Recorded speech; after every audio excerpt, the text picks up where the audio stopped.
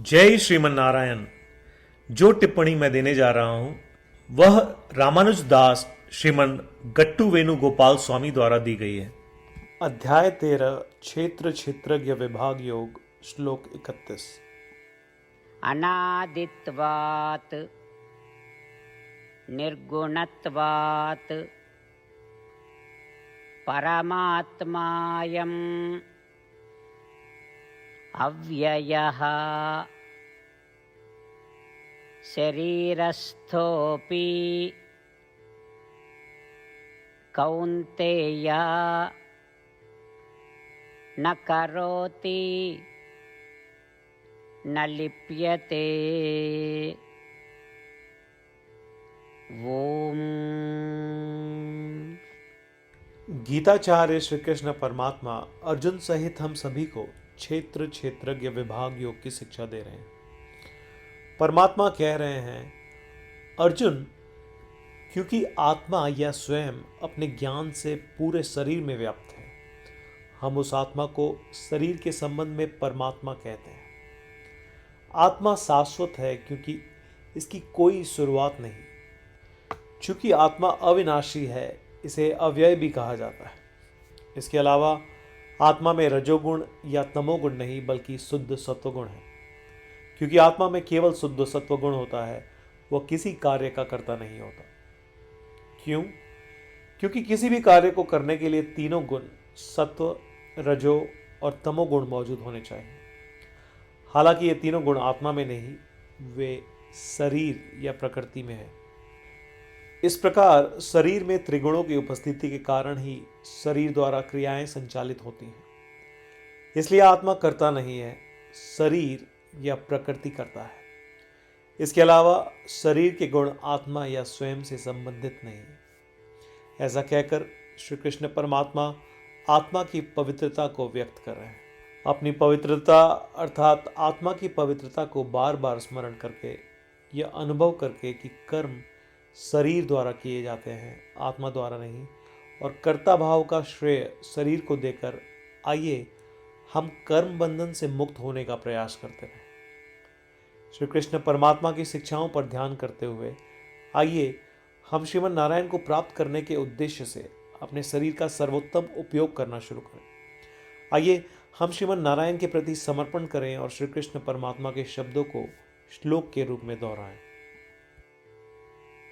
अनादित्वात् निर्गुणत्वात् परमात्मायमव्ययः शरीरस्थोऽपि कौन्तेय न करोति न लिप्यते। श्रीमद् भगवद गीता का संपूर्ण सार श्री कृष्ण परमात्मा द्वारा अध्याय 18 श्लोक 65 से 70 में 8 कार्य करने के लिए दिया गया है। श्री कृष्ण कहते हैं, मुझे वे लोग पसंद है जो इन 8 बातों का पालन करते हैं। मैं उन भक्तों की हर प्रकार से रक्षा करूंगा। श्री कृष्ण परमात्मा द्वारा बोली गई संपूर्ण भगवद गीता को सुनने के बाद अर्जुन कहते हैं, करिष्ये वचनम तव, जिसका अर्थ है, कृष्ण, मैं वैसा ही करूंगा जैसा आप कहेंगे। यही कारण है कि श्री कृष्ण ने अर्जुन को सभी प्रकार की सफलताएं और जीत प्रदान की है। आइए परमात्मा को वचन दे कि हम इन 8 कर्मों का पालन करेंगे। ऐसी कोई पूजा, तप या यज्ञ नहीं है जो परमात्मा को यह शब्द देने से बढ़कर हो। मैं कहूंगा कि ये 8 प्रतिज्ञाएं हमें करनी चाहिए। कृपया आप सभी इन्हें अपने दिल और दिमाग में सोचें। इस प्रकार श्री कृष्ण को अपना वचन देते हुए आइए हम सभी श्री कृष्ण के सुंदर चेहरे को खुशी से चमकते हुए देखें और आनंद का अनुभव करें। जय श्रीमन नारायण। ये है हमारे 8 वचन। हमारा पहला वचन, हे श्रीमन नारायण, जैसा आपने निर्देश दिया मैं हमेशा आपका ध्यान करूंगा और आपके बारे में सोचूंगा। हमारा दूसरा वचन, हे श्रीमन नारायण, जैसा कि आपने सलाह दी मैं हमेशा आपका भक्त रहूंगा। हमारा तीसरा वचन, हे श्रीमन नारायण, मैं अपने सभी कार्य आपकी सेवा के रूप में और आपकी संतुष्टि के लिए करूंगा।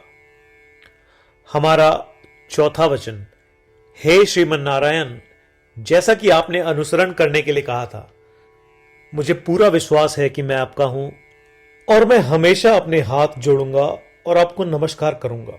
हमारा पांचवा वचन, हे श्रीमन नारायण, मुझे आपके शब्द मामेकम शरणम व्रज याद आते हैं, जो आपने सिर्फ और सिर्फ आपको ही समर्पण करने को कहा था। श्रीमन नारायण, मैं केवल आपके प्रति समर्पण करता हूं। हमारा छठा वचन, हे श्रीमन नारायण, मुझे आपके शब्द मां शुचः याद आते हैं कि आप हमें शोक न करने का आश्वासन दे रहे हैं। मैं अब शोक नहीं करूंगा।